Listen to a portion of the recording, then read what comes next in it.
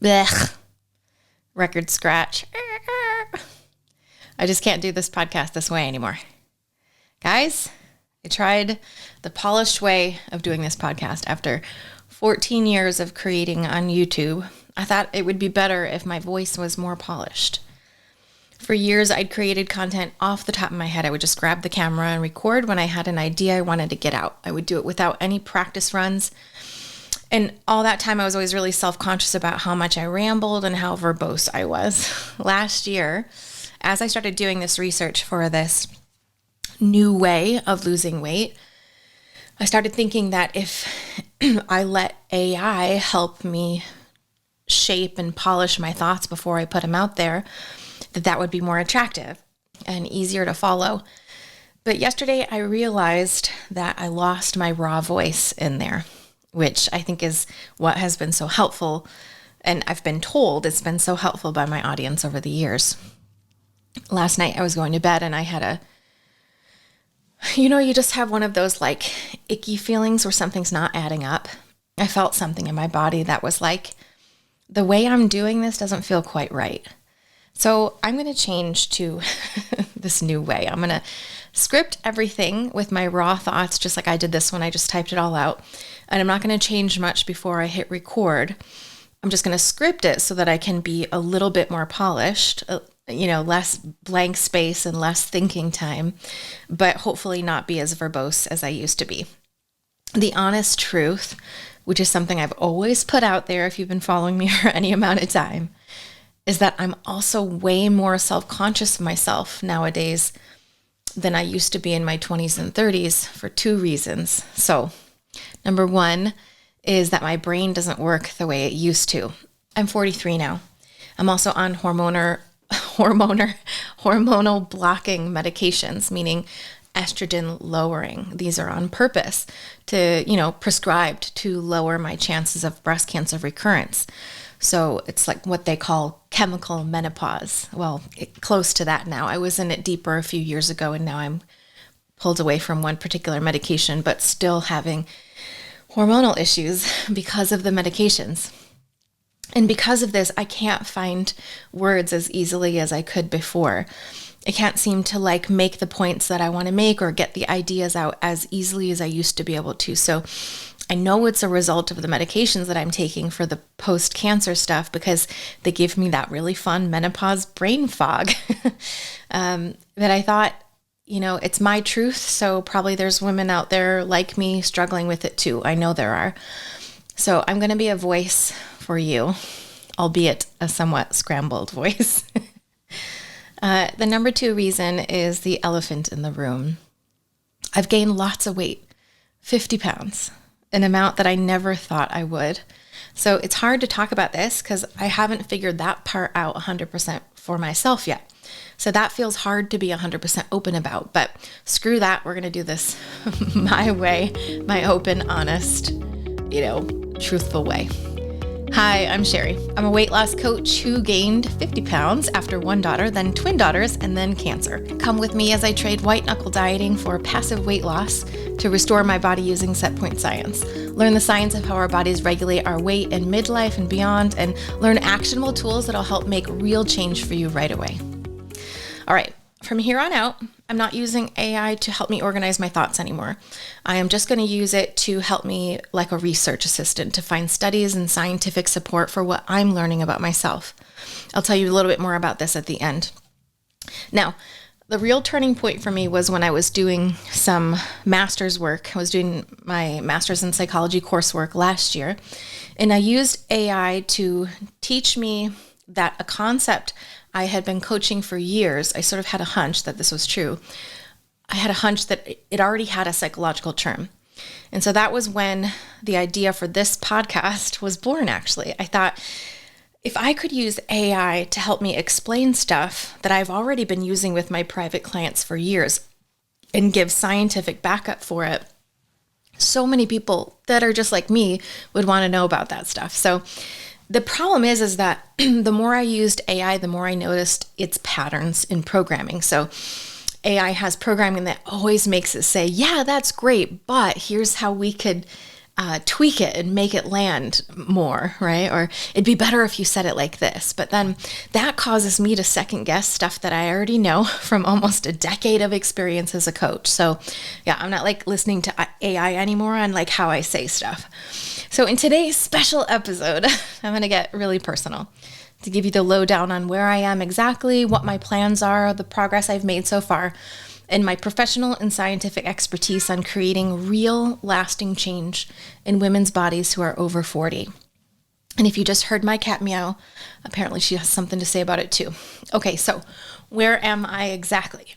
I told a lot of this story on my Why I Quit Eat to Live episode, so I'll try to remember to put a link in the description in the show notes, so if you want to check that one out. If you haven't listened to that one, go ahead. I'm not going to duplicate everything here. I'm just going to go more into detail on my current situation. So in the past, I did a very honest set of vlogs over the year. I've done a few of them. So the first experience was when I was vlogging while I was doing Dr. Fuhrman's 10 and 20 meal plan back in 2016. Then I continued doing a 200-day vlog after that about my weight and food. That's all still on my YouTube channel, by the way.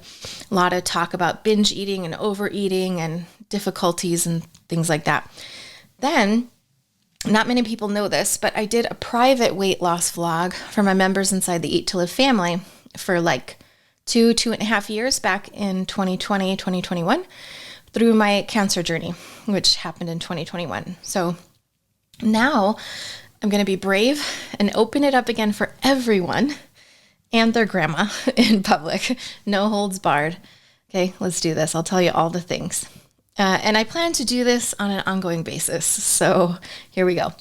Today is March 18, 2026. I am 5 feet 2.5 inches tall, and that half is very important to me. So actually, I think it's 2 5/8, so closer to 5'3" probably. And right now, I weigh somewhere around 175 pounds. I weigh on Saturdays. Today's Wednesday, so I'm not exactly sure this exact moment, but I'm going to be sharing exactly each week as it goes with the weigh-in. Last Saturday was 175.4. At my comfortable weight before my life got much bigger with all the kids and the cancer, I was around 123 to 125 for quite a long time, and that was a really nice area for me to be. So today, that means I'm up 50 pounds from that. I've taken some footage of my body and how it currently looks. I took this footage today, so you can see my thighs are thicker, my stomach is the most noticeable, because my weight gain is very hormonal from the meds that I'm on, and the antidepressant I have to take to counteract the side effects of that hormonal blocker. Tangled webs we weave as we get older, am I right? My face is visibly more puffy, shows a lot of weight. Lucky me to be able to gain weight all over and in my tummy and have no boobs to balance anything out. But the one thing that is very cool that you wouldn't notice is that my body looks so different from how it did a year ago before I started weight training. What I created with all the weight training wasn't like a bigger body, more bulky, which is what everyone always worries about. No, actually it became much tighter. The muscles sort of, they pull in and create more shape than you had before. And so I'm actually really super proud of myself for making those changes and becoming this really amazing, strong woman, even with weight loss challenges. Now, let's embrace the truth of where we are right now.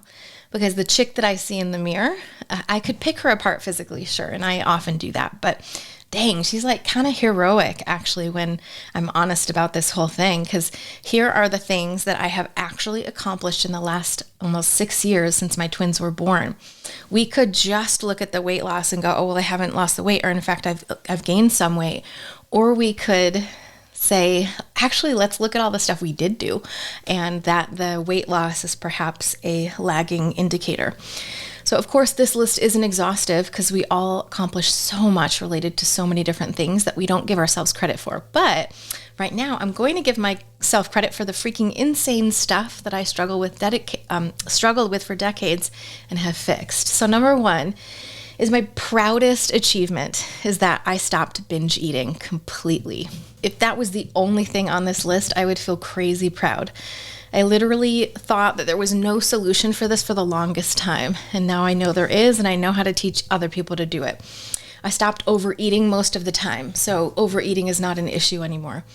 If you were watching my videos a few years ago when I just had the twins, I just was like allergic to having salad. I don't know. I couldn't get myself to eat salad. And now I'm actually enjoying salads again. And I choose them willingly almost every day.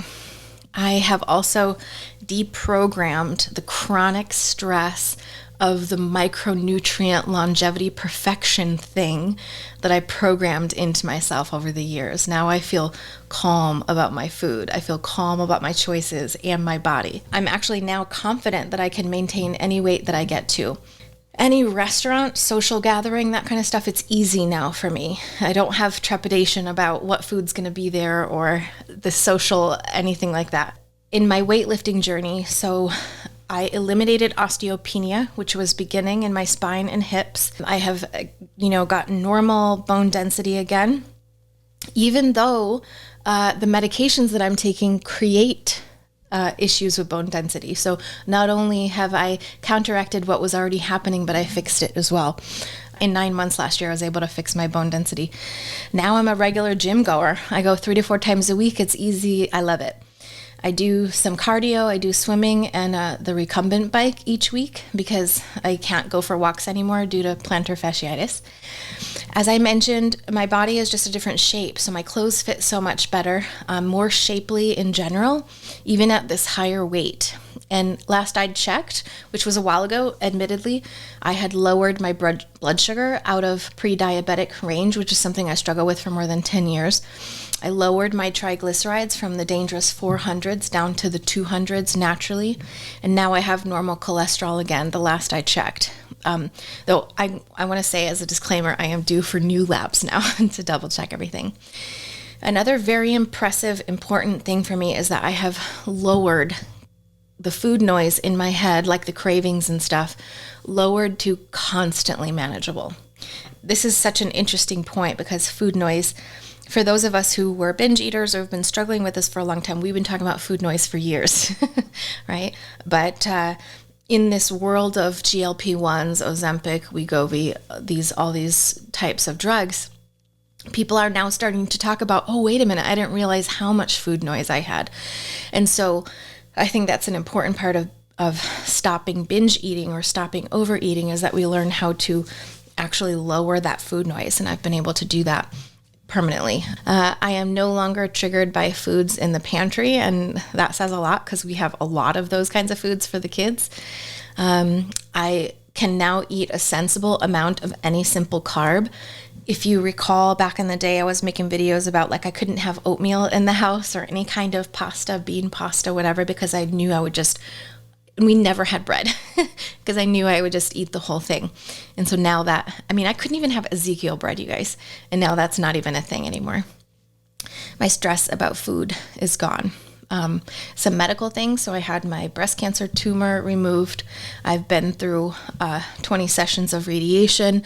I've been on hormonal treatments, 2.5 years with Lupron and tamoxifen, and 4.5 years total with just tamoxifen, as well as an antidepressant. I'm now in cancer remission, and I've even weaned myself off of Effexor a bit to a manageable level, which is a kind of, that particular antidepressant is a real beast to wean off of. And so I'm proud of myself for having worked through that. I've gotten my hot flashes under control where I used to have, 20, 25 a day. And now I just have a few that are totally manageable. It's March right now and I had a hysterectomy in January.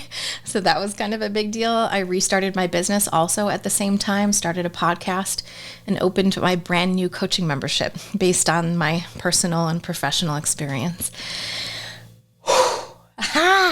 So if I spend time beating myself up for the weight not changing, I've just erased all these truly brave and amazing things that I did over the last almost 6 years. So now, about what my plans are for my own weight loss. So I've spent years in searching for that white knuckle solution, what's the one thing I need to do in order to get this thing going again? Like when I used to do all the strict challenges. Yeah, I tried to do challenges too, right? It's just calories in, calories out. No, I tried all that stuff. And the problem is can you maintain it long enough so you can lose the weight long term. That's where the issue is. So it's always been about researching that. Trying stuff like that, I had to admit to myself, the solution I was looking for wasn't just around the corner. Like I kept hoping. In 2025, I thought, if I'm not losing weight now, I might as well take better care of my body anyway. So I found out about my actual protein needs by testing it, like eating this much, eating that much, seeing what it was like. Like I kind of see myself as like this study of one, right? Former binge eater, always, didn't have too much of a problem losing weight, and now hormonal issues, post-cancer, blah, blah, blah. So I'm sort of putting myself through all this testing. What does it take to get to that weight again with all these new challenges? So in some of this testing with protein, for instance, I found that if I eat enough every day, like around 100 grams per day, 90 grams per day, whatever, in addition to a lot of fiber from fruits, beans, and vegetables, I feel so satiated that I'm not even interested in junk anymore. So that's been a huge discovery for me, and something that I was pushed away from for so long in the plant-based world.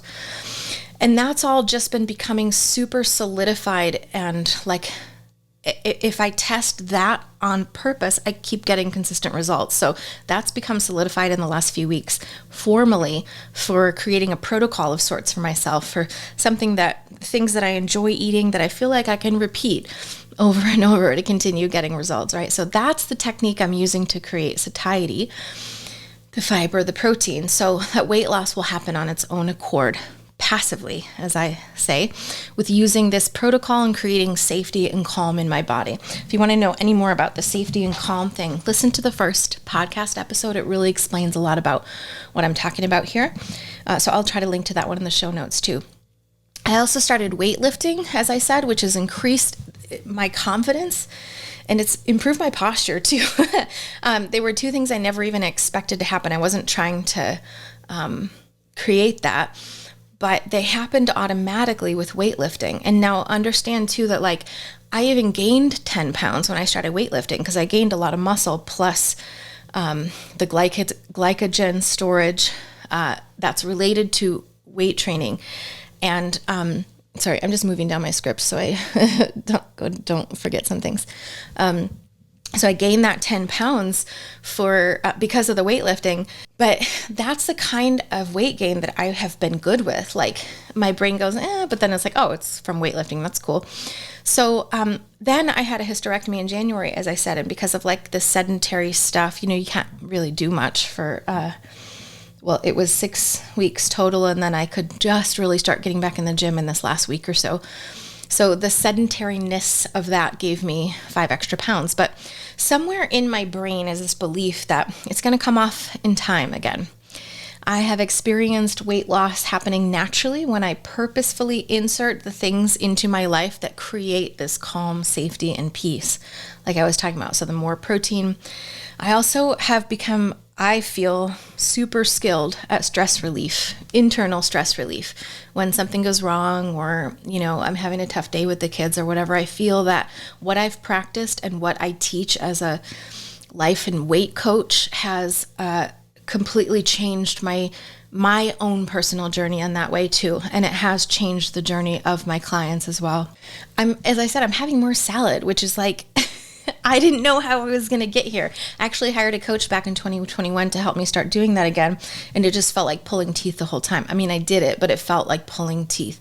And now I'm actually having salads every day because I'm choosing them from a place of actually wanting them regularly. Like I'm so into the fresh vegetable thing, the regularity thing, more fiber, than from that place I used to be in of like, I'm going to die if I don't eat these. I got to eat these. I need longevity, right? No. So I choose them because I want them now, not because I feel forced to. Going to the gym weekly feels super good and super doable. I do that like gentle cardio, and it just fits my life now. And then when I get enough satiety in my day, I reach a state of what I call gentle nighttime hunger, which is this indicator that my body is processing some fat that night and I will have lost a tiny bit of weight. I check the trend over the week and I keep this sustainable and enjoyable rhythm using all these little pieces that I studied on myself and found that work for me. So for my clients and for myself, we work to find this sustainable, enjoyable rhythm that fits us specifically, right? It's not the same for you. It's the one that works for me. And we work to find that. I call that actually the rhythm print. So that's like your fingerprint. You have a rhythm print. It's the work that we're doing together inside of Set Point Restore. And this is my passive weight loss technique. So I find women my age and older, that old dieting stuff that we used to do in our 20s and 30s, it just literally does not work anymore. There will be people in the comment section going, oh, well, if you just calories in, calories out, it'll work, but that's not the issue. Like, I understand mathematically what it takes to lose weight, but it's how do you do it in the face of all of these challenges that we have? And that's why the nervous system is so incredibly important in this journey. It just doesn't allow it anymore at a certain point. It doesn't allow that strict, rigorous stuff anymore after a certain point because it's onto you. So it manually overrides you. And this is what happens when we keep, gaining 3 pounds, losing 3 pounds, gaining 3 pounds, losing 3 pounds. So what's left? What do we do? What we can do now is what I've been talking about since the beginning. Create rhythm and predictability so the body becomes more comfortable letting go of that weight. And that is working with Set Point Science techniques. So why does it work? Well, we've seen in many of the first episodes of the podcast the science behind why this works. And today I'm going to focus on one little part, which is a chat that I had with AI like a year ago when I was comparing what I was learning in my master's program to what I'd been coaching private clients. This is a master's program in psychology. So I said something to the effect of, is there some kind of a term that describes that thing that happens when you say you can't have something, but then your brain wants it even more? And ChatGPT responded, yes, in psychology, it's called reactance. Suddenly I had a way of explaining these phenomena in a much clearer, succinct way. It turns out that the methods I'd been explaining for years in my private and group coaching had actual real scientific explanation already.